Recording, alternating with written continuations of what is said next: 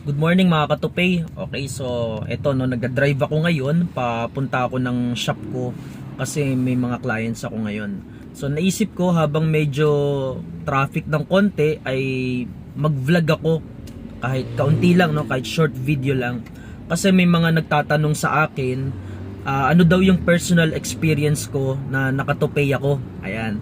Kasi madalas usually ang pinapakita ko lang yung mga clients ko at saka yung mga tips ko nandito naman lahat sa mga videos ko, yung mga do's and don'ts no. So, ngayon naisip ko sige nga makapagbigay ng konting personal experience about sa Toupee no, pagiging Toupee user. So naisip ko mga ka-Toupee, sa totoo lang no, ako bilang Toupee user na for 5 years na, binabalikan ko yung karanasan ko 5 years ago nung manipis pa yung buhok ko. Sobrang daming mga bagay na hindi ko magawa no, kasi nung panahon na yon dahil nga manipis na buhok ko, kailangan ko laging magsombrero no, yung cap.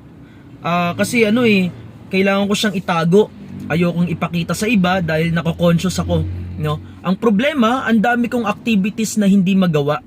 Let's say halimbawa, tuwing linggo pag nagsisimba ako noon, usually kasi maganda pa dati buhok ko, nakakapagsimba pa ako tuwing linggo. Ayan. Pero nung numipis na yung buhok ko, lagi na ako nakasombrero, hindi na ako makapagsimba. Kasi nga tatanggalin mo yung sombrero mo, makikita ng iba, mako-conscious ka na, wala na no, parang nakakahina ng confidence.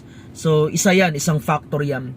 Ikalawa, nung manipis ang buhok ko, naalala ko pag pumapasok ako ng bangko, papatanggal ng guard yung sombrero mo kasi kailangan i-check yan. So syempre tatanggalin mo yung sombrero mo, wala kang magagawa, mako-conscious ka na naman. Then sa mga susunod parang magdadalawang isip ka ng pumunta ng bangko no, kasi nga tatanggalin mo na naman yung sombrero mo. So ayun no, mga struggle ko yan.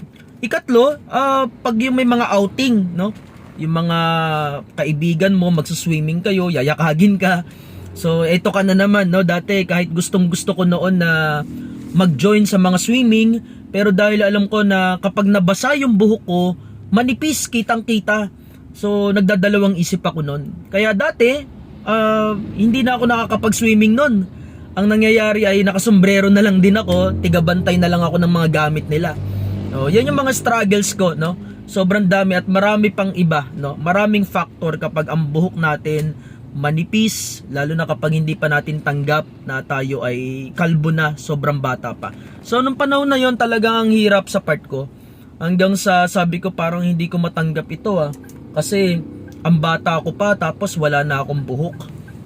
Mabuti na lang na-discover ko itong Toupee hanggang sa gumawa na ako ng mga sarili kong design kung paano yung texture ng buhok, kailangan pang Asian, yung kulay niya kailangan natural black, yung base niya kailangan flexible para maganda yung kapit sa ulo no, kahit anong korte ng ulo susunod siya.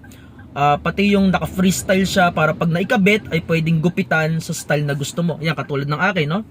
Tingnan yung gupit ko. Yan, Toupee yan no. Mga ka-Toupee, naka-Toupee ako for almost 5 years na. Pero walang mag-iisip or mag-aakala na Toupee ang buhok mo, lalo na kapag nag-ikot ka sa mall o kung saang mang lugar ka nagpunta, makikita ka ng ibang tao, hindi nila alam na Toupee ang buhok mo. Okay, basta marunong ka lang mag-style, marunong ka rin magdala ng buhok mo, okay? Mag-ayos yan. So, mula nung na-discover ko ang Toupee, grabe, sobrang solid no. Ang dami kong mga bagay na nagawa ulit sa buhay. Number 1, unang-una syempre, yung tuwing linggo pag nagsisimba ako, no. Kahit paano ay nakakapagsimba na ako, excited ka na. Kasi nakakapagsimba ka na, no? Alam mo yung buhok mo maayos na. Okay? Ikalawa, pag may mga outing, swimming, no? Dati hindi ako sumasagot, hindi ako sumasama. Ngayon, ako na yung nagyayakag, no? Tara, mag-swimming tayo. Yan, kahit dito kasi sa amin, malapit lang yung mga resort dito sa Cavite. So, hindi mo kailangan lumayo. Kaya, andito lang sa tabi-tabi, may mga resort na dito. May enjoy mo na yung bakasyon mo, yung summer mo. So ako na yung nagyayakag. Ayan. Kasi nga maayos na yung buhok ko. Kasi ang Toupee natin, pwedeng pang swimming to. Meron akong vlog, nagsiswimming ako, panoorin nyo yun, no? Hindi po matatanggal, okay? Tapos, lahat to, pati pag-gym, no? Diet, gym, pawis na pawis ka, ayan. Na-enjoy ko na uli yan, nagagawa ko na uli yan ngayon. No, papasok ka ng bangko, remittance centers, magbabayad ka ng bills mo, hindi mo na kailangan magsombrero, no? Kasi nga confident ka na na nakatupi ka na. Okay? So, yan mga kapatid, no, mga katupi, no, yung aking personal na karanasan or personal experience sa aking tupi, no. Marami kasing nagtatanong. So, ito po, no. Alam ko naman hindi lang ako yung nakakaranas nito. For sure, kayong mga hindi pa nakatupi, alam ko na nais nyo rin na may ayos yung buhok nyo, and alam ko one day na magpapakabit na rin kayo, no? At sana maranasan nyo rin yung nararanasan ko ngayon, na maayos na yung buhok ko, at pati ng iba kong mga clients na grabe, no? Ang laki din ng pinagbago nila. Okay? So, if interested ka mga katupi sa vlog na ito, at nakita mo na malaking tulong para sa iyo ito, mag-comment ka lang, magtanong ka.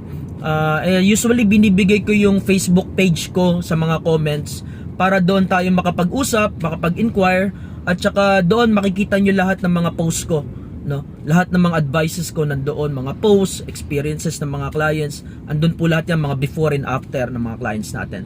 At the same time ay madali po akong makapag-response sa Facebook page ko, no? Lahat ng inquiries nandun po lahat.